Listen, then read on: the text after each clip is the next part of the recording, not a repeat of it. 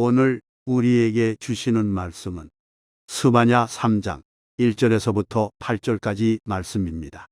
패역하고 더러운 곳, 포악한 그 성읍이 화 있을진저. 그가 명령을 듣지 아니하며 교훈을 받지 아니하며 여호와를 의뢰하지 아니하며 자기 하나님에게 가까이 나아가지 아니하였도다. 그 가운데 방백들은 부르짖는 사자요 그의 재판장들은 이튿날까지 남겨두는 것이 없는 저녁일이요 그의 선지자들은 경솔하고 간사한 사람들이요 그의 제사장들은 성소를 더럽히고 율법을 범하였도다. 그 가운데에 계시는 여호와는 의로우사 불의를 행하지 아니하시고 아침마다 빠짐없이 자기의 공의를 비추시거늘 불의한 자는 수치를 알지 못하는도다.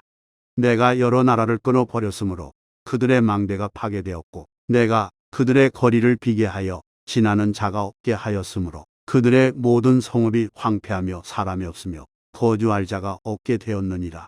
내가 이르기를 너는 오직 나를 경외하고 교훈을 받으라 그리하면 내가 형벌을 내리기로 정하기는 하였지만 너의 거처가 끊어지지 아니하리라 하였으나 그들이 부지런히 그들의 모든 행위를 더럽게 하였느니라. 나 여호와가 말하노라. 그러므로 내가 일어나 벌할 날까지 너희는 나를 기다리라. 내가 뜻을 정하고 나의 분노와 모든 진노를 쏟으려고 여러 나라를 소집하며 왕국들을 모으리라. 온 땅이 나의 질투에 불에 소멸되리라. 오늘 이 시간은 오직 나를 경외하고 교훈을 받으라 라는 제목을 갖고 하나님 말씀을 증거하도록 하겠습니다. 저와 여러분이 함께 스바냐의 말씀을 읽었는데 스바냐 이름의 뜻은 여호와께서 숨기셨다라는 뜻을 갖고 있습니다. 스바냐는 자신의 이름의 뜻을 토대로 해서 전체적인 내용을 이끌어가는 것을 볼 수 있는데요. 이 스바냐는 여러분들이 잘 아는 남유다의 선왕 중에 선왕인 요시야 왕 때 활동했던 선지자입니다.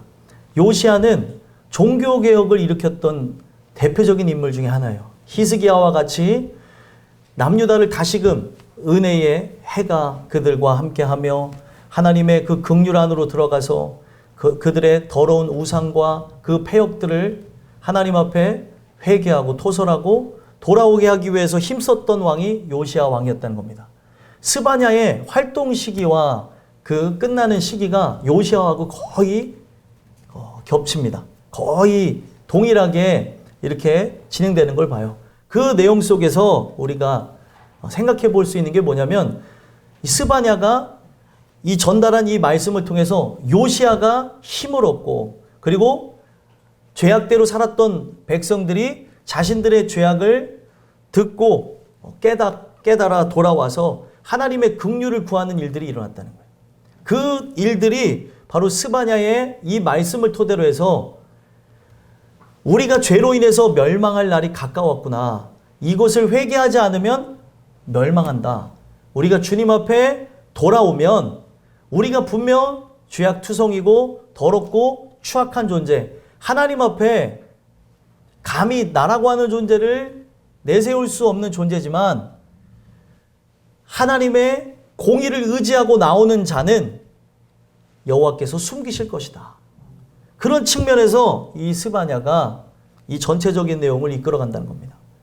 우리에게 분명히 멸망의 날이 죄로 인해서 예정되어졌지만 주의 긍휼을 구하며 하나님의 은혜 안으로 들어오기를 소망하면 그가 어떤 사람이든지 간에 하나님께서 긍휼을 베푸실 것이다.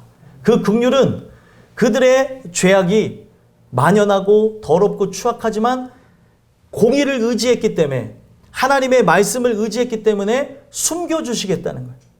성경에 보면 유월절 사건이 나옵니다. 그 유월절 사건의 핵심은 뭐예요? 문설주에 어린 양의 피를 바른 자마다 멸망하지 않는 거죠. 마찬가지입니다. 공의를 의지하는 자마다 멸망하지 않고 숨김을 얻게 되는 거예요. 어떤 누구도 하나님 앞에 자기의 그 죄악이 다 드러나서 숨길 수가 없는데 하나님의 말씀을 의지하는 자, 하나님의 긍휼을 구하며 십자가 밑으로 나가 나를 살려주기를 소망하는 그 사람들에게 하나님께서는 은혜를 베푸시겠다는 거예요. 오늘 우리는 이 말씀을 함께 접하면서 나라고 하는 존재 분명 죄악투성이고 실수투성이고 내세울 곳이 없는 존재지만 오늘 스바냐가 전달한 이 말씀을 통해 대대적인 회개운동이 일어났거든요. 오늘 여러분들과 제가 분명 하나님께서 불러주셔서 교회 안에 존재하는 자들이지만 은혜가 없다면 이스라엘이 선민사상에 심취해서 나는 택한 백성이라 라고 하는 그런 사상에만 심취해서 더럽고 추악한 모습이 있었던 모습이 있거든요.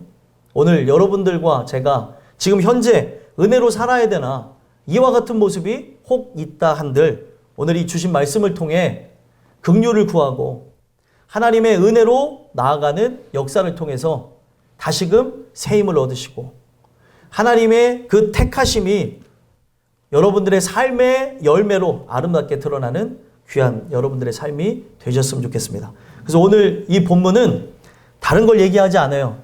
예루살렘의 타락을 통해 그 예루살렘에 거하는 모든 사람들, 예루살렘 중심, 예루살렘이 뭐가 있어요? 성전이 있죠. 성전 중심으로 살아가는 그들이 타락했음을 예루살렘과 그들을 비교하면서 하나님의 은혜로 들어오게 하는 걸 보게 됩니다.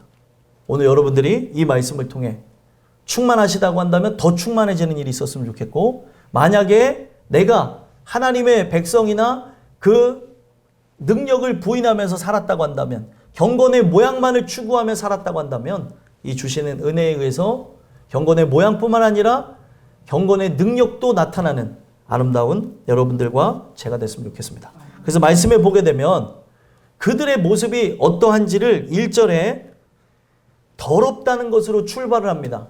그만큼 모양만 그리스도인이고 그들 안은 더러움으로 가득 찼다고 하는 걸 보여주는 거예요. 1절 한번 읽어볼까요? 읽어보겠습니다. 시작. 패역하고 더러운 것 포악한 그 성읍이 화 있을진저. 아멘. 패역하다라고 하는 게 다른 게 아니에요. 패역은 하나님 앞에 끊임없이 반항을 저지르는 거예요. 반역을 저지르는 거죠. 왜 그런가 하고 봤더니 우리가 출애굽기 15장에 보면은 마라의 쓴물이 단물로 변하는 이야기가 나와요.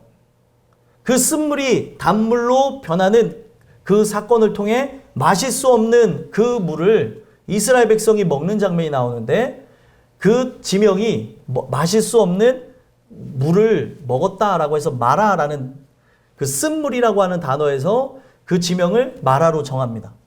지금 패역하다는 게 마라라는 뜻이에요. 쓴물. 그러면 왜 쓴물하고 패역이라고 하는 이 단어가 어떤 연결성이 있기에 패역이라는 단어로 번역을 했을까? 다른 것 때문에 패역이라는 단어가 나온 게 아니라 분명 물은 생명을 유지시켜주는데 기본적인 기능을 갖고 있죠. 물을 마셔야 우리가 살 수 있잖아요. 마실 수 없는 물은 의미가 없는 겁니다. 근데 물이 쓰다는 거는 생명력을 잃어버렸다는 거예요. 생명력을 잃어버려서 이미 죽어서 하나님 앞에 대항한다는 거죠. 우리 심령에서 바로 샘물이 나와야 돼요. 살아있는 생명생수가 여러분들에서 나와야 되는데, 생명생수가 나오는 것이 아닌 이미 죽은 물이어서 썩어서 입에 댈 수 없는 쓴물이 되어졌다면 이것을 성경은 뭐라고 얘기하겠냐는 거예요. 죽었다, 더럽다라고 표현하는 거죠. 오늘 여러분들이 이 주시는 말씀을 통해 돌아봐야 되는 게, 내가 살았는지 죽었는지는 뭘로 판단하냐면 하나님 말씀을 대항하는가 순종하는가로 우리가 판별할 수 있는 거라는 거예요. 하나님 말씀을 따라서 나간다면 내가 부족하고 나약하지만 하나님께 순종하는 존재고, 내가 하나님 앞에 대항하면서 나간 존재라면 이미 살았으나 죽은 존재라는 거예요. 그거를 성경은 패역이라고 하는 겁니다. 죽었기 때문에, 생명을 잃었기 때문에 하나님을 향해 끊임없이 대항하는 거예요. 그래서 그런 부분을 다른 표현으로 더러운 곳이라고 얘기합니다. 더러운 곳. 우리 심령 상태가 예수가 내 안에 거하심으로 성소가 되어져야 되는데, 하나님의 거룩한 성전이 여러분들의 심령이 되어져야 되는데, 하나님이 함께 하시지 않기 때문에 어떻게 되어진 거예요? 더러운 곳. 그 더러운 곳에서 계속 죽음의 오수가 계속 나오는 거예요. 그걸 패역이라고 하는 거죠. 오늘 우리가 주시는 은혜로 새롭게 되지 않으면 더럽고 죽은 장소이기 때문에 소망을 가질 수가 없어요. 주시는 은혜를 통해서 다시금 살아나는 일들이 있게 되기를 간절히 소망합니다. 살아나야 포악을 멈추고 긍휼의 사도가 되어질 수 있는 거예요. 긍휼을 일으키기 위한 보내심을 받은 자가 여러분들이 될 수 있다는 겁니다. 여기서 말하는 포악이라는 단어는 다른 게 아니에요. 하나님의 긍휼을 잃어버린 존재. 그래서 폭력이 난무하고 누군가를 불쌍히 여기지 아니하고 하는 학대에 기반한 단어가 포악이라는 단어입니다. 그 성읍 자체가 긍휼의 도시인데 긍휼은 온데간데 없고 자기만을 생각하고 자기의 사상에 심취하여서 더러운 것을 의지하며 나가는 그들의 모습이 있기 때문에 하나님께서는 바로 그 장소가 화가 있을진저 결국에 저주로 인해서 멸망을 받게 될 것이다, 이런 얘기를 하는 겁니다. 오늘 이 이야기를 통해 여러분들이 폐역하고 더러운 존재인지, 그걸 통해 하나님을 향해 세상을 향해 포악을 일상보며 나가는 존재인지 살펴봤으면 좋겠어요. 우리에게서 나와야 되는 건 딱 한 가지예요. 무엇입니까? 긍휼이에요.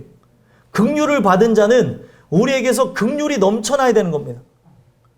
근데 이거는 인간의 힘으로 할 수 있는 게 아니고 은혜의 충만함을 인해서 누군가를 바라볼 때 나의 눈이 머무는 곳, 나의 손길이 머무는 곳이 바로 긍휼이 나타나는 현장이 되어지더라는 거죠.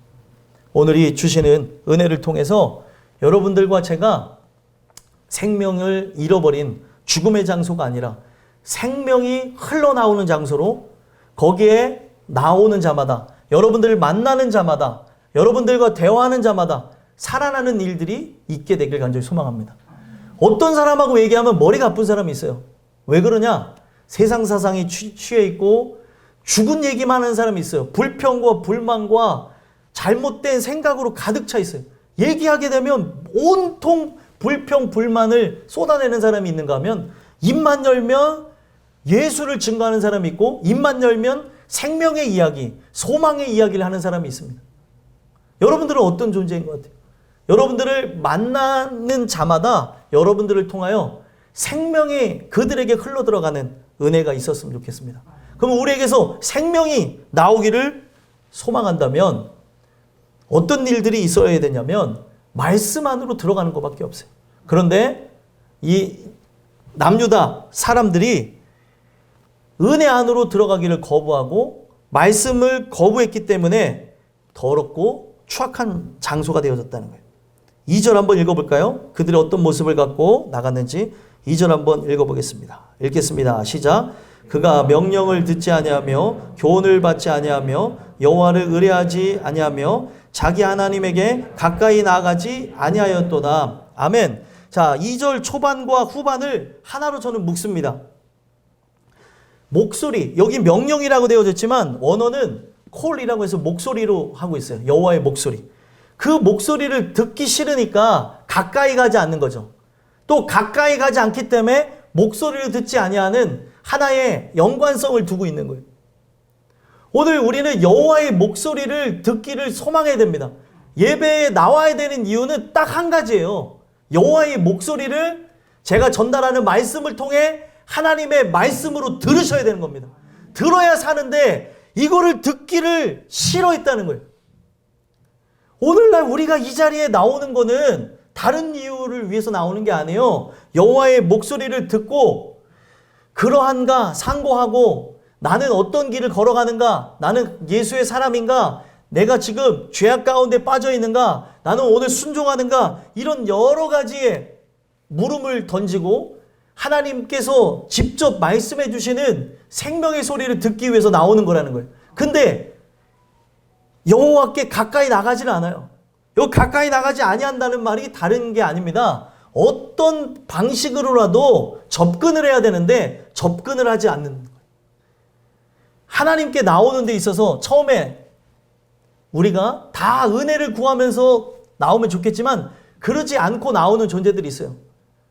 축구를 위해서 나오는 친구들도 과거에도 있었고 지금도 축구부를 통해서 하나님 은혜로 들어오게 하려고 여러 방도를 애를 씁니다. 그리고 이 교회 안에서 교제하고 쉼을 얻으면서 하나님의 뜻을 얻게 하려고 하는 그런 부분에서 여러 접근 방식으로 위로를 받기 위해서, 쉼을 얻기 위해서, 또 어떤 사람들은 교회 가면은 복 받을 줄 알고 세속화된 복을 받을 줄 알고 나오는 경우가 있는데, 어떤 방식으로라도 하나님 앞에 접근을 하는 모습이 있어야 된다는 거예요.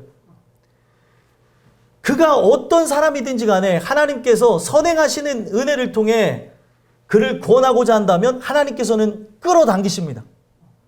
그러면서 이 자리에서 목적을 바꿔주는 거예요. 근데 목적을 바꿀 장소인 성전을 기만하거나 또 욕되게 생각하거나 이 자리를 사모하지 않는다면 여기서 여호와의 목소리를 듣지 못하기 때문에 그에게는 어떠한 기대도 할 수가 없게 된다는 거예요. 그래서 저는 항상 얘기합니다. 어른이건 아이들이건 청년이건 청소년이건 예배에 나오라고 얘기해요. 예배에 나오셔야 됩니다. 아, 아파서 못 나오겠대요. 예배에 나오셔야 됩니다. 예배에 나와야 삽니다. 아, 제가 공황장애가 있어서 예배에 나와야 삽니다. 예배를 드리면 이게 무슨 어떤 변화가 있을까요? 이런 기대를 안 하는 사람에게도 예배를 드리라고 얘기해요. 직분을 막론하고 예수를 믿어야 됩니다. 오늘날은 목사도 예수 믿어야 되는 시대예요. 하나님을 만나지 않고 그냥 신학을 하는 경우도 있고 자기의 어떤 처세술과 방법론을 가지고 목회하는 사람들이 많아요. 세상 사람들을 이렇게 모아서 하는 기업가나 어떤 목회자가 하나님 없이 교회를 크게 하려고 하는 거나 동일한 모습이라는 거죠. 이 자리는 하나님을 만나는 자리예요. 목회자부터 성도에 이르기까지 모두가 하나님을 만나는 자리인데 예배를 거부한다면, 예배를 패한다면, 모이기를 힘써야 되는데 모이기를 패하는 자들의 어떤 습관과 같이 이 마지막 시대에 나가고 있다면, 아, 내가 내 교인 죽이는 거고 내가 내 가족 죽이는 거고 우리 모든 인생들이 멸망으로 나가길 원하는 거구나. 이걸 보셔야 되는 거예요. 그래서 예배를 드려야 된다는데 귀를 막았는지 안 들리는 거예요. 예배를 드려야 삽니다. 그랬더니 네, 알죠. 뭘 알아요. 모르니까 그냥 듣고 한 귀로 흘리는 거죠. 예배를 들어야 이 장소에서 여호와의 목소리를 저를 통해서 듣는 겁니다. 그래서 다음 주의 말씀이 여호와의 목소리라는 제목이에요. 왜 우리가 이 현장에 나와서 예배를 드려야 되는지. 어떤 특수한 상황이라고 한다면 온라인 예배를 드릴 수 있어요. 근데 그런 특수한 상황이 아니라면 내가 게을르고 나태해서 여기에 어떤 사람을 보기가 거북스러워서, 그리고 이 장소가 은혜를 구하고 긍휼을 구하는 장소인데 자꾸 사람이 눈에 들어와서 라고 한다면 그 사람은 누구를 믿는지, 이 장소에 뭐를 위해서 나오는지를 봐야 되는 거예요. 여기는 장기 자랑하러 나오는 장소도 아니고, 여기는 내가 이런 사람입니다 라고 하는 표현한 장소도 아니고 죄인들이 모여지는 장소예요. 근데 죄인들이 모여지는 장소에 나오라고 하는데 여기를 긍휼의 집, 만민이 기도하는 집이라고 했는데 기도를 거부해요. 하나님의 은혜를 거부하는 존재라면 나를 죽여주십사 하는 그런 존재라는 거죠. 그런 차원에서 영혼이 거부하기에 육체가 그러한 행위를 하고 있다는 것을 말씀을 드리는데도 안 들리는 것은 아직 때가 되지 않아서인지 아니면 하나님께서 택하지 않아서인지를 우리 스스로가 점검해보고 이 부분들을 살펴봐야 된다는 거예요. 목소리가 듣기 싫은 거예요. 여호와의 목소리. 여기에서 내가 바라는 거는 이런 건데 저런 건데 하면서 여호와의 목소리를 듣지 아니하기 때문에, 이 명령을 듣지 않기 때문에 어떤 일들이 일어납니까? 이어서 보니까 교훈을 받을 일도 없는 거예요. 목소리를 들어야 교훈을 받을 수 있죠. 이 교훈이라는 게 굉장히 은혜가 되는 게 뭐냐면 원어로 징계를 받는다는 의미를 갖고 있어요. 징계. 여러분들이 말씀을 들으면서 내 스스로를 점검해보고, 그리고 나라고 하는 존재가 죄악대로 살았구나 라고 하며 은혜를 구하면 이 말씀을 들을 때 탁 치면서 이 징계라는 단어를 보면은 주먹으로 치는 것처럼 받는데요. 말씀은 뭐냐면 여러분들의 마음에 꽂히는 거예요. 팍팍 주먹으로 치는 것처럼 여기에 마음에 박히게 될 때 신기한 건 뭐냐면 삶 속의 징계가 그쳐지게 된다는 거죠. 말씀을 통해 징계를 받으셔야 돼요. 말씀을 통해 하나님께서 찌르는 그러한 찔림을 받아야 삶의 징계가 끊어지는 겁니다. 그래서 오늘 우리가 교훈을 받아야 되는 거예요. 교훈을 받는 자는 삶의 징계는 이제 끊어지는 거죠. 근데 그가 이 말씀을 듣기를 거부하니까 어떤 일이 일어나는 거예요? 삶의 징계를 통해 하나님 은혜로 나오기 위해 하나님께서는 기근도 바로 그의 인생에 고통도 괴로움도 또 질병도 주시면서 하나님을 바라보게 하는 거라는 거예요. 오늘 여러분들이 이 주신 말씀을 통해서 하나님의 교훈받기를 소망하는 여호와의 목소리를 통해 하나님의 징계를 마음속에 받고 그 찔림을 통해 바로 세워져야 될 것 바로 세워지고 그리고 오늘날 우리가 은혜로 세워져야 될 그런 모든 부분들 속에서 잘못된 부분들이 있다면 돌아다보고 점검해보고 세우는 일들이 있었으면 좋겠습니다. 여호와의 목소리 듣지 않으니까 또 어떤 일들이 일어난대요? 여호와를 의뢰하지 아니하며. 여호와를 의뢰한다고 하는 게 여호와를 찾는다는 의미예요. 하나님을 찾는다는 거예요. 누가 찾느냐? 그가 유일한 피난처라고 생각하는 자가 여호와를 찾는다는 거예요. 원어의 의미는 그렇게 적혀져 있습니다. 그가 유일한 피난처라고 느껴지는 자가 하나님을 찾는 거예요. 하나님, 당신만이 나의 피난처입니다. 당신만이 나를 살릴 수 있습니다. 어디 계십니까? 저를 만나주세요. 저를 붙잡아 주세요. 라고 하며 나가는 거죠. 근데 피난처가 하나님이 아니에요. 돈이고 명예고 권력 권세고 그리고 세상에 더러운 것들이고 그리고 나라고 하는 존재를 잊어버릴 수 있는 의지할 수 있는 것들 어떤 죄악의 것들을 의지하면서 나가는 사람들이 다반사라는 거죠. 여호와를 찾아야 되는데 이런 부분에서 이게 연관성을 갖고 살아서 유기적으로 연합하여서 이런 부분들이 착착착착 나오지 않는 이유는 딱 하나예요. 여호와의 목소리를 거부했기 때문에 이 성전에 나오기를 거부했기 때문에 그런 일들이 나타납니다. 그래서 사람의 부패는 어디서부터 시작되어지냐? 여호와의 목소리를 거부하는 거기서부터 시작됩니다. 지금도 마찬가지예요. 지금 현장에서 말씀을 듣지만 귀를 막은 사람들이 있어요. 귀를 막았기 때문에 예배 전에 여러분들이 하셔야 되는 게 뭐냐면 귀를 열어달라고 기도를 하셔야 돼요.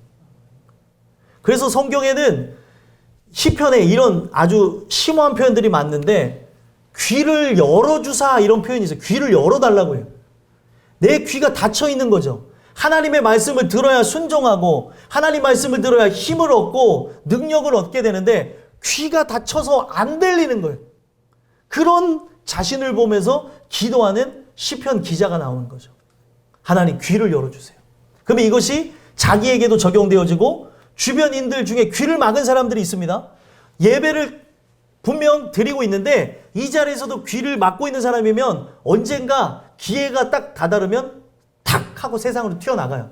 왜냐하면 귀를 막고 있었기 때문에. 그래서 여러분들 스스로가 이 말씀을 듣는지 안 듣는지를 계속 점검해 봐야 되고 이 말씀을 우리가 들어야 이 목소리를 들어야 하나님 앞에 가까이 가는 거예요. 목소리를 들으며 소리가 나오는 장소로 어디 소리가 들리면 만약에 누가 그 소리에 나가겠습니까? 어디에 갇혀있는 사람이 내가 이제 끝났다고 생각할 때 저쪽에서 거기 누구 있어요? 누구 있어요? 하면은 그 소리가 들려온 장소로 가서 온 힘을 다해서 소리치잖아요. 여기 사람 있어요! 라고 얘기하잖아요. 목소리가 들려오는 장소로 나와야 되는 거예요. 오늘 여러분들이 이 말씀을 통해 말씀을 들으심으로 여러분들 삶 자체가 거룩한 처소, 하나님의 성전으로 누군가를 살리고 이끌어가는 아름다운 일들이 일어났으면 좋겠습니다. 제일 중요한 2절을 하지 않았기 때문에 폐역하고 더러운 장소가 되는 거고 포악한 성읍으로서 바로 3절과 4절에 어떤 일들이 일어나는 거예요? 짐승의 모습이 나타나는 거예요. 탈만 인간의 탈을 썼지 짐승의 모습을 띠고 있습니다. 3절 한번 읽어볼까요? 읽어보겠습니다. 시작. 그 가운데 방백들은 부르짖는 사자요 그의 재판장들은 이튿날까지 남겨두는 것이 없는 저녁 일이요. 아멘. 자, 방백들은 지도자들을 얘기해요. 지도자들이 부르짖는 사자라고 하는 게 어떤 의미예요? 육식동물에 해당되는 거죠. 저번 주에 우리가 육식동물과 초식동물에 관한 이야기를 통해 나라고 하는 존재가 어떤 존재인지 살펴봤지 않습니까? 사자에 가깝대요. 사자. 사자는 어떻게 해요? 부르짖는 사자의 이 모습을 생각해 보면 내가 이 짐승들의 왕이라고 하면서 두려울 것이 없으니까 소리를 지르는 거예요. 다 잡아먹겠다고 하면서 세상을 향해 입을 크게 열고 포효하는 거죠. 성경에는 우리가 입을 크게 여는 측면에서 기도에 관한 측면에서 입을 크게 열라고 하지 사자와 같이 세상을 집어삼키겠다고 하는 정복의 의미로 육식동물의 의미로 나의 어떤 정욕이 발현되어지는 것으로 으악 하면서 소리를 지르고 포효하라는 그런 내용이 없다는 겁니다.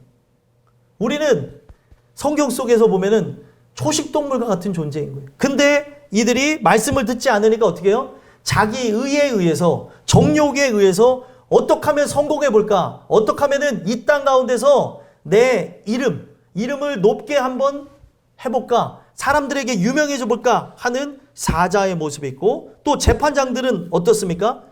이튿날까지 남겨놓는 것이 없는 저녁일이 똑같이 사나운 짐승, 육식동물에 해당되는 형태의 모습이 나오는 거죠. 저녁 1위는 어떻습니까? 저녁에만 사냥을 해요. 얘네들은 야행성이라 밤에 돌아다니고 때를 지어서 다니는데 아침이 되면은 이들이 잠을 자기도 하고 몰켜 다니질 않아요. 또 천적들도 있고 그리고 사람들에게 눈에 띄기도 하니까 얘네들은 밤에 다니는 거를 좋아하고 원래 사람이 없었을지라도 얘네들은 밤에 다니는 야행성인데 그렇기 때문에 밤에 만약에 식사를 못하면 낮에는 아무것도 못 먹고 쫄쫄 굶어야 되기 때문에 앞에 있는 것을 서열에 따라서 서열 높은 놈에서부터 낮은 놈에게까지 이것을 하나하나 먹습니다. 근데 저녁 1위가 어떻게 먹냐면 먹지 못할 것 빼고는 다 먹어요. 다 먹어요. 다 뜯어 먹어요. 이거를 얘기하는 거죠. 어떻게 하면 세상을 정복해 볼까 하면서 세상을 야금야금 막 뜯어 먹는 거예요. 세상을 향해 자기의 정복의 야욕을 갖고 지금 나는 이거를 취하지 않으면 안 되겠다라고 하는 공격성, 사나운 본능을 갖고 이 눈이 혈안이 되어진 채 여기에 목숨을 걸고 나가는 거예요. 오늘 여러분들과 제가 목숨을 걸고 나가야 되는 건 다른 게 아니에요. 하나님의 말씀입니다. 하나님의 그 말씀에 목숨을 걸고 나가야 되는데 이들의 모습은 자기의 성공을 위해서 자기의 이익을 위해서 그렇게 나가는 모습들이 있다는 거예요. 왜 이러한 안타까운 모습이 지도자들에게 재판장들에게 왜 이런 모습들이 나타나는가 하고 봤더니 4절에 이것을 정화시켜주고 그리고 교정시켜줘야 될 하나님의 사람들이 타락했기 때문에 지도자와 백성의 일까지 다 타락했다는 거예요. 4절 한번 읽어보겠습니다. 읽겠습니다. 시작. 그의 선지자들은 경솔하고 간사한 사람들이요 그의 제사장들은 성소를 더럽히고 율법을 범하였도다. 아멘. 선지자들이 경솔하다는 게 어떤 말이냐면 말과 행동이 굉장히 가볍다는 거예요. 그걸 경솔하다고 얘기하잖아요. 말과 행동이 가볍다고 하는 말의 의미가 뭐냐면 영원한 말씀, 생명의 말씀, 하나님의 영광, 무게가 있는 그 영광에 기반해 둔 말씀이 아닌 자기의 감정과 지식과 그리고 이성 그리고 자기의 경험에 비추어서 하기 때문에 이것은 한없이 가볍다는 거예요. 한없이. 오늘 우리가 말씀을 기반으로 해서 나가야 되는데 말씀을 기반해서 나가지 않기 때문에 생명이 없는 말씀이기 때문에 경솔할 수밖에 없는 거예요. 말씀에 그러한가라고 우리가 한번 돌아다보고 어떤 것을 결정하기도 하고 판단도 해보고 나가야 되는데 그냥 자기의 감정적인 그 직관에 의해서 말도 하고 행동하기 때문에 그것을 들은 모든 사람들이 다 감정적이고 직관에 의해서 움직이는 거예요. 여러분들은 감정과 직관 능력에 의해서 살아갈 존재가 아니라 이 영원한 말씀을 기반으로 살아가야 된다는 걸 기억하셨으면 좋겠습니다. 선지자부터 모든 백성에 이르기까지 하나님의 뜻이 어디 있는가를 살펴보지 않으면 우리는 인생 자체를 돌아가게 되어지고 그리고 무게가 없는 굉장히 가벼운 행동과 말을 추구하는 사람이 된다는 거예요. 또 어떤 사람이래요? 간사한 사람이라고 해요. 간사하다는 건 뭐예요? 욕이 붙었다, 족이 붙었다. 자기의 모습을 숨긴 사람이라는 거죠. 그래서 원어적 의미도 보면은 옷으로 덮었어요. 자기의 그런 행동과 말을 감추이는 거예요. 눈으로 볼 때는 거룩한 척, 눈으로 볼 때는 거룩한 그런 행동과 말을 하는 듯 하지만 이거는 사람들을 속이는 거라는 거예요. 그래서 이런 부분들이 성경에 뭐라고 얘기해요? 사람을 기쁘게 하는 그런 것 자체가 간사하다는 거예요. 하나님의 말씀을 대언해야 될 대상이 사람의 눈치를 보면서 사람들의 감정을 어떻게 보면은 좋게 해볼까라고 하면서 나가기 때문에 성경은 이것을 간사하다고 얘기해요. 그래서 갈라디아서에 보면은 사도 바울이 뭐라고 얘기해요? 사람을 기쁘게 하랴? 하나님을 기쁘게 하랴? 하나님의 사람들의 입에서 나와야 되는 건 뭐예요? 바로 그들의 감정 상태에 맞춘 것이 아니라 하나님 말씀에 대한 선포라는 거예요. 이거는 그들의 상황을 고려하는 게 아닙니다. 그 상황을 고려한다면 아 그랬겠죠, 이랬겠죠 라고 하면서 어떤 감정을 만져지고 그리고 어우러주는 거라고 생각할 수 있겠지만 선포는 대언의 의미를 두고 있는 거예요. 근데 생명이 어디서 나오냐? 대언에서 나오는 거예요. 대언. 하나님 말씀을 그대로 가감없이 전하는 것에서 나오는 건데 당장 그들의 마음을 기쁘게 하기 위해서 이리 붙었다 저리 붙었다 자기의 모습을 포장하고 나가는 이런 것 때문에 결국에 사람들이 다 타락하게 되어졌고 또 성소에서 하나님을 예배하고 또 그들의 죄악들을 함께 씻어줘야 될 제사장들이 어떻게 했대요? 성소를 더럽히고 율법을 범하였다는 거예요. 성소를 더럽혔다라고 하는 게 이 원어적 의미에서 보면은 구멍을 뚫었대요.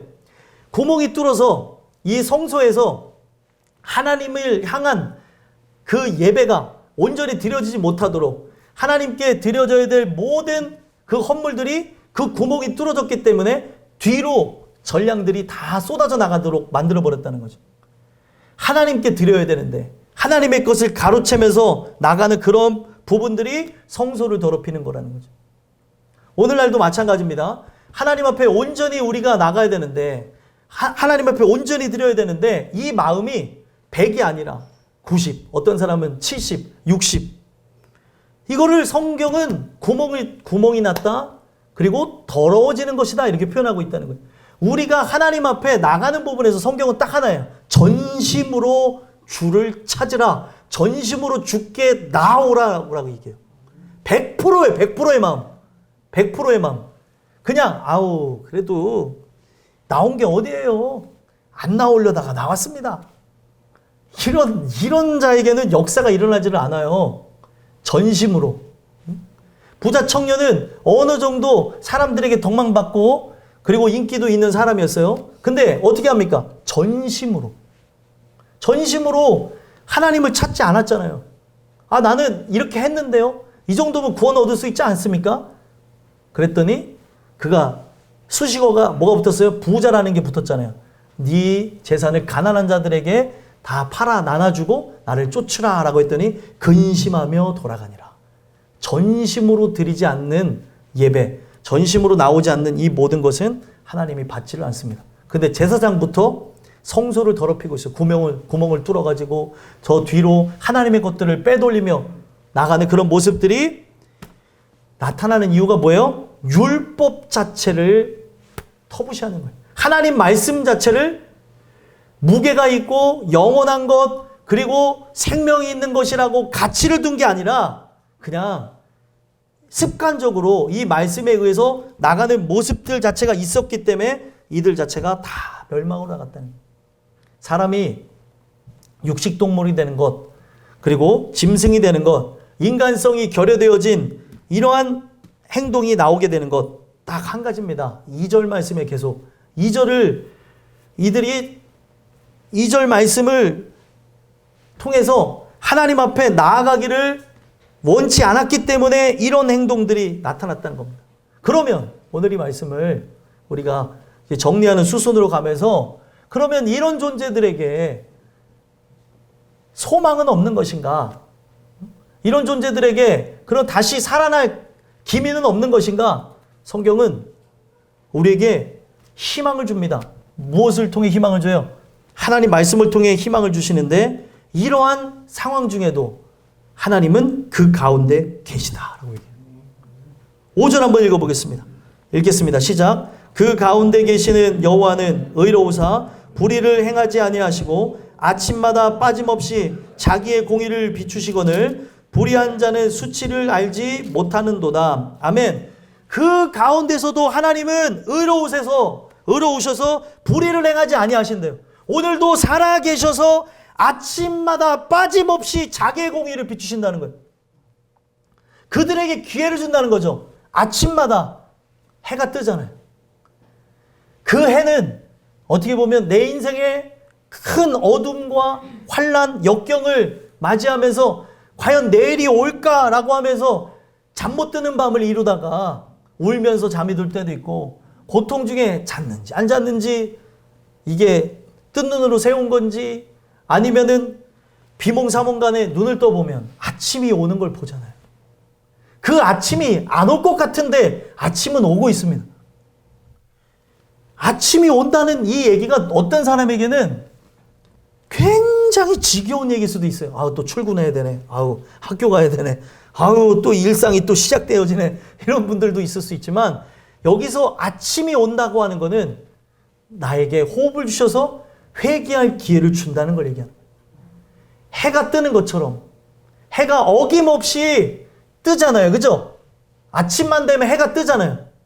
그것처럼 오늘 우리가 죄악 가운데 암흑 가운데 걷는 인생인 것 같을지라도 해가 늘 규칙적으로 뜨듯이 하나님은 지금도 우리에게 빛을 비추시고 계신다는 거예요. 그래서 빛을 비추시기 때문에 자기의 공의를 아침마다 빠짐없이 비추시기 때문에 오늘 나에게 기회를 준 것이라고 깨달은 자들은 하나님의 은혜로 나오라는 거예요. 아직 내가 호흡하고 있다는 건 뭐예요? 기회가 있다는 거예요. 아직 끝나지 않았다는 거죠. 그래서 하나님 앞에 나오면은 찾는 자에게는 복을 주시는 거고 찾지 않는 자에게는 저주가 실현되어져서 멸망으로 나가는 것임을 얘기하는 거예요. 멸망이 우리에게 약속되어졌어요. 하지만 예수를 믿는 자마다 멸망하지 않고 영생을 얻습니다. 그래서 우리가 예수를 믿는 거예요. 그래서 성경은 하나님께서 공의를 지금 해같이 비춰주기 때문에 은혜로 나오라고 얘기합니다. 내가 호흡하는 것 기회를 주시는 거예요. 그런데 안타까운 건 뭐예요?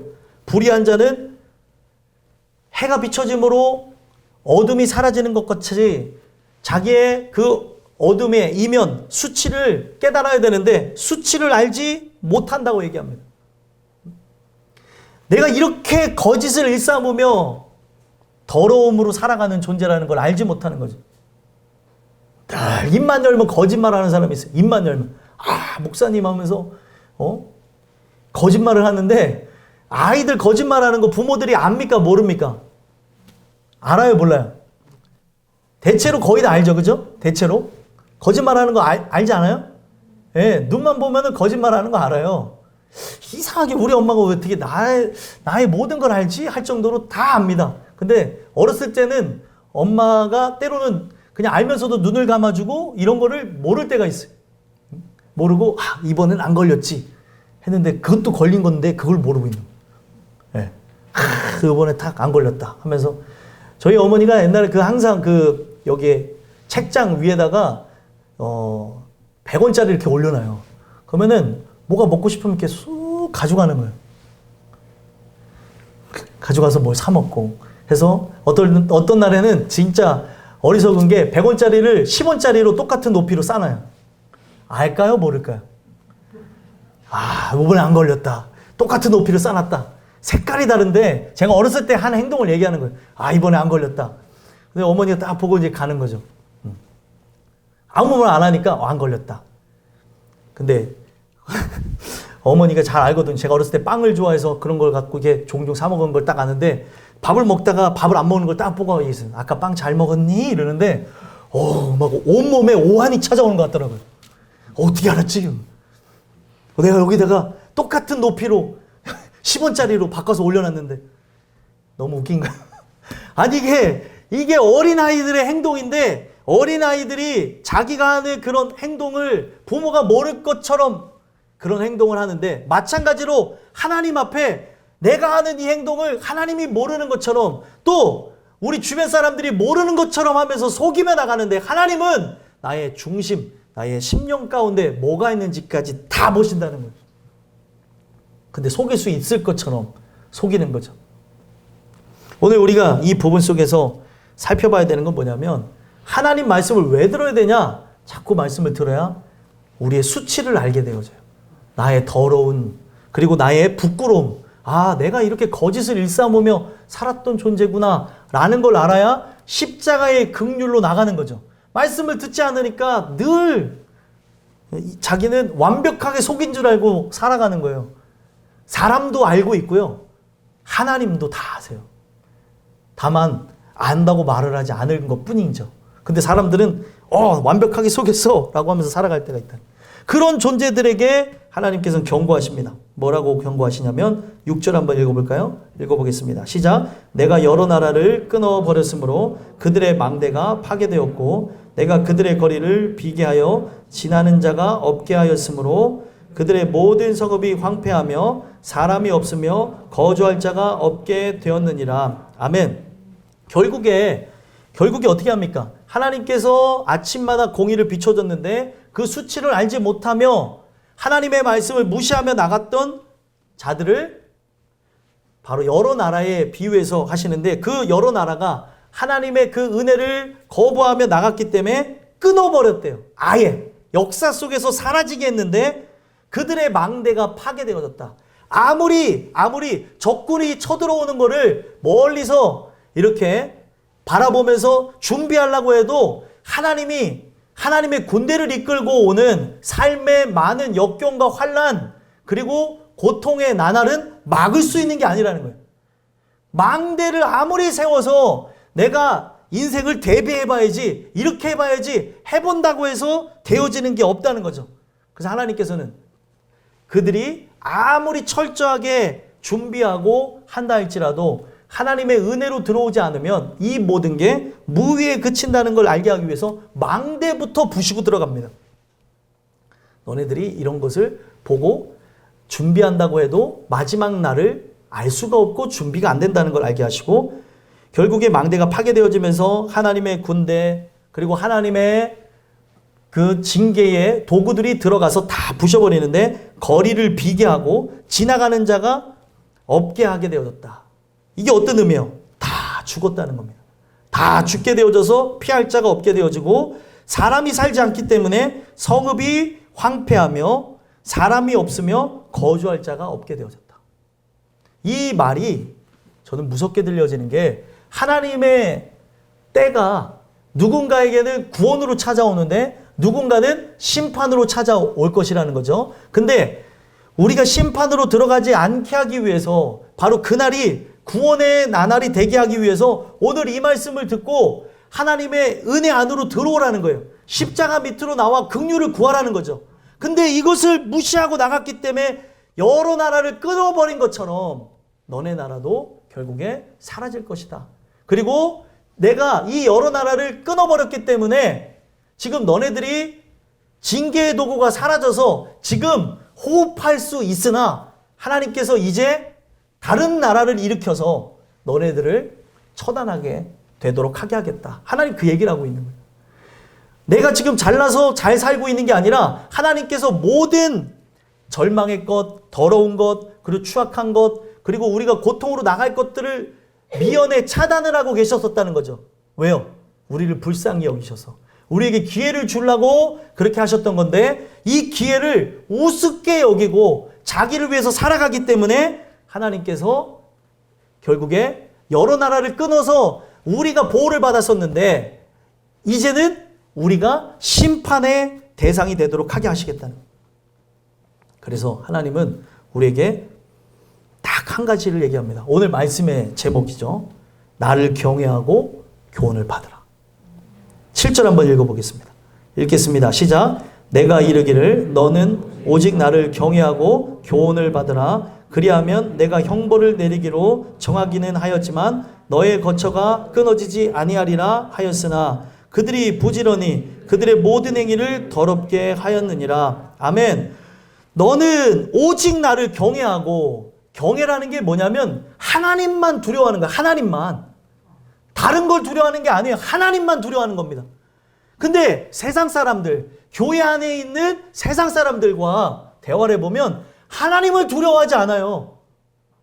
지금 우리가 죽고 사는 게 중요한 게 아니라 죽음 이후에 영원한 형벌이 있는데 이 하나님을 두려워하지 않으니까 뭐 나는 죽어도 상관없어요 하면서 자기 멋대로 살아가는 거죠. 죽음 이후에 영벌, 지옥불에 떨어지는 걸 알지 못하니까 내가 하나님이 부르신 사명자든 아니면은 내가 누구이든지 간에 멋대로 살아가는 모습이 있다는 거예요. 아니 사명자고 사역자면 뭐예요? 세상 가서 열심히 일하고 주일도 성수하지 않는데, 그러다 보니까 주일날 11시에 문자가 오더라고요. 11시. 새해 복 많이 받으세요. 나 예배 드리는데. 이게 뭐지? 이거 충격받았어. 11시에? 나 예배 드리는데, 지금 주일 예배 드렸는데 11시에 새해 복 많이 받으세요. 충격을 받은 거예요. 사람이 이렇게까지 될 수 있구나. 씁쓸한 얘기를 드리는 거는 하나님 그 은혜의 그늘 말씀을 우리가 들어야지만 죄인인 것도 알고 내가 누구인지도 알고 나가는 거지, 말씀을 듣지를 않고 나가다 보면 그 시간이 예배 드리는 시간인지 뭐 하는 시간인지 전혀 인지를 못하는 거예요. 왜요? 나는 평상시에 11시에 놀고 먹고 일어나는 시간이니까 그때 예배 드리지 않는 게 습관화되다 보니까 그때 문자가 나오는 거죠. 오늘 세상 사람들의 특징은 뭐냐면 세상의 모든 것은 다 두려워하는데 하나님을 두려워하지 않아요. 그러면 하나님의 사람의 특징은 뭐냐? 세상에 있는 모든 것들은 다 두려워하지 않는데 하나님만은 두려워한다는 거예요. 하나님만을 두려워하며 하나님께 경배하기를 원하는 거죠. 내가 예배자로 살아야 되는구나. 그 다른 게 중요한 게 아니구나. 예배하는 것이 삶의 기본이구나. 여호와의 말씀을 듣는 것이 우리의 인생의 기초구나. 이거를 알고 나가야 되는데 깨달음이 없다 보니까 그냥 하나님을 무시하고 나가는지도 모른 채 나가는 거예요. 어떤 사람은 온라인 예배를 진정으로 드린 사람이 있는가 하면 어떤 사람은 온라인 예배 드린다고 하면서 아예 예배 안 나오는 사람이 있다. 이거는 이제 본인들이 정말 하나님 앞에 드려지는 그 부분에서 갈릴 건데, 그래서 제가 어떤 분한테 그랬어요. 예배를 꼭 나올 사람이니까 예배를 나오시라고. 온라인으로 드릴게요. 나중에 숫자를 나름대로 파악해 보니까 없어. 거짓말하는 거. 예배 드렸다고. 오늘 우리가 하나님 앞에 진정 두려움으로 나가야 되는데 바로 하나님을 가까이 하기를 원치 않고 여호와의 목소리를 듣기 싫은 거예요. 내가 하나님인 채 살고 싶은 거예요. 그러니까 결국에 뭐예요? 여호와의 목소리를 듣지 않기 때문에 뭐를 받지 않는다고요? 교훈을 받지 않는데, 하나님을 두려워함으로 여호와의 목소리를 들음으로 성경은 교훈을 받으라고 얘기합니다. 아까 교훈이 뭐라 그랬죠? 징계를 받는다는 거예요. 말씀을 통해 징계를 받으면 뭐가 그쳐진다고요? 삶의 징계가 그쳐지는 거예요. 삶의 어려움과 고통, 환난이 그쳐지기 위해서 여호와를 경외하고 교훈을 받으라는 거예요. 하나님 말씀을 아멘으로 받으라는 거예요. 그래야 이제 삶의 징계는 없어진다는 거죠. 그래서 뒷말에 뭐라고 나와요? 교훈을 받으면 형벌을 내리려고 정하였지만 거처가 끊어지지 아니하리라. 왜요? 그가 심령으로 받은 거예요. 말씀으로 내가 꽝꽝꽝 막 잘 찌르는 그런 송곳으로 찌르는 것처럼 내 심령에 찔림을 받으면서 하나님 앞에 마음을 찢고 회개하는 일들이 일어나기 때문에 거처가 끊어지지 않게 되는 겁니다. 그래서 가짜 회개하는 사람과 진짜 회개하는 사람을 또 구분해냅니다. 어떻게 구분해내요? 너희는 옷을 찢지 말고 마음을 찢으라. 말씀을 통해서 하나님 내가 잘못 살았습니다. 은혜로 살게 하옵소서. 정말 통해 자복하면서 그 말씀 안으로 들어오게 되어지면 하나님께서 그에게 내리시기로 했던 그 형벌을 그치게 하시겠다는 거죠. 오늘 이 말씀이 여러분들의 말씀이었으면 좋겠어요. 단 이 말씀을 터부시한 자들 어떻게 된대요? 끊어지지 아니하리라 하였으나 그들이 부지런히 그들의 모든 행위를 더럽게 하였느니라. 안타깝게도 이 말씀을 또 무시하고 나감으로 죄악이 현실이 되어지는, 그리고 형벌이 현실이 되어지는 존재가 되어졌다는 거예요. 여러분들, 우리가 은혜를 받는다는 게 어떤 의미인 줄 아십니까? 은혜를 받으면 하나님의 그 역사 속에서 변화를 위해 예배를 사모하게 돼요. 그래서 예배 자리에 계속 나와서 어떤 일들이 일어나면 성경 말씀에 부지런히 여호와를 찾게 되는 거죠. 하나님 만나는 게 인생에 가장 중요한 거예요. 취업도, 결혼도, 그리고 출산도, 그리고 오늘날 학교 가는 것도, 사람을 만나는 것도, 내가 취미하는 것도 중요한 게 아니에요. 가장 중요한 거는 뭐예요? 하나님 만나는 거. 그래서 부지런히 열심히 갖고 주를 찾으라라고 얘기합니다. 근데 이들은 그렇게 찾아야 되는데 뭘 어떻게 했어요? 부지런히 그들의 모든 행위를 더럽게 했대요. 여러분들은 어떻게 행해 나가시는 존재인가 살펴봤으면 좋겠어요. 부지런히 내가 뭐를 위해서, 뭐가 앞장되어져서 첫 번째가 되어져 나가는가, 하나님 만나기에, 은혜로 나가기에 정말 부지런히 찾고 나가는가, 아니면 정말 세상의 것들을 내 안에 채우기를 소망하면서 모든 행위를 더럽게 하는가 살펴보자는 거죠. 오늘 말씀을 무시한 그런 모습 자체가 1절, 계속 1절, 2절 반복해서 나오는 거예요. 폐역하고 더러운 것, 포악한 성읍이 되는 거죠. 그 행위를 더럽게 하는 거예요. 말씀을 듣지 않으면, 여호와의 목소리를 청종하지 않으면 우리는 부지런히 더욱 타락하는 거에 힘써서 나가는 거예요. 오늘 이 말씀을 통해 여러분들이 은혜로 살았다면 더욱 그 은혜로 부지런히 하나님을 찾으며 긍휼을 구하며 충만함으로 나가는 여러분들이 되셨으면 좋겠고요. 만약에 부지런히 여호와를 찾지 않고 사셨다고 한다면 오늘 이 말씀을 통해 부지런히 하나님을 찾음으로 하나님이 여러분들의 주인 되어주시고 남편이 되어지는 귀한 일들이 있었으면 좋겠습니다. 마지막 8절 한번 읽어볼까요? 읽어보겠습니다. 시작. 나 여호와가 말하노라. 그러므로 내가 일어나 벌할 날까지 너희는 나를 기다리라.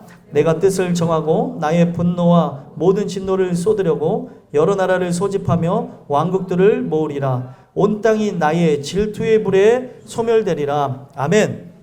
이게 되게 중요한 것인데, 하나님께서 자기가 하는 말을 인증하시고 그리고 자기의 말 자체를 모든 사람들에게 강조할 때 나 여호와가 말한다. 내가 이거를 보증할게. 이런 측면에서 말하노라 이렇게 말씀하시는 거예요. 그러면서 하시는 말씀이 뭐예요? 그러므로 내가 일어나 벌할 날까지 너희는 나를 기다리라. 자, 이 기다리라는 의미는 딱 두 가지 의미가 있어요. 어떤 의미가 있어요? 하나는 심판의 날을 기다리는 자가 있고, 하나는 심판의 그 날에 구원을 기다리는 자가 있을 거라는 거예요. 그래서 여러분들 하박국에 대해서 제가 설교를 했는데, 하박국이 심판 사역을 찬양했던 이유가 뭐예요? 하나님의 그 심판만이 남유다를 다시 새롭게 하는 귀한 일들이기 때문에 바로 수년 내에 부흥케 앞서서 했던 거예요. 갈아엎어달라는 거죠. 농부로서 하나님 아프지만 일하여 주셔서, 친히 일하여 주셔서 여기에 썩은 가지들을 다 쳐주시고, 그래 불에 던지시고, 그리고 이 썩은 것들을 쳐야 썩지 아니한 것들이 사는 거거든요. 그래서 남겨진 구루터기들만 살아날 수 있도록 해주세요라고 하면서 기도하는 거예요. 이 심판이 하박국도 두려웠기 때문에 창자까지 막 떨린대잖아요. 창자까지. 그 심판의 그 나날을 자기도 봐야 되는 거예요. 그래서 굶주림이 이미 있나요? 없나요? 있잖아요. 외양간에 먹을 게 없어요. 그런데도 그 언약이 이 나라를 영원히 멸절하지 아니하실 걸 믿기에, 다시 회복시킬 걸 믿기에 갈아엎어 달라고 하는 거예요. 그게 부흥이라는 거예요. 부흥이 있으려면 다 부서지고 깨어지고 갈아엎는 일부터 시작돼야 되는데, 사람들은 그냥 부활의 영광만을 바라듯이 십자가의 고난은 결여되어진 채 그냥 잘되게 하옵소서, 잘되는 교회, 이상한 얘기들만 한다는 거예요.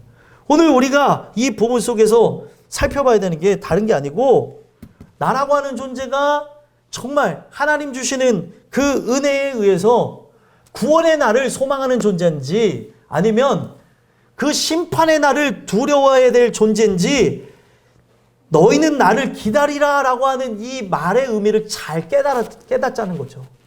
어떤 사람은 이 기다림이 즐거운 사람이 있는가 하면 어떤 사람은 기다리라는 게 뭐예요? 곧 있으면 매타작을 하겠다. 그리고 심판하겠다는 거예요. 나중에 두고 보자.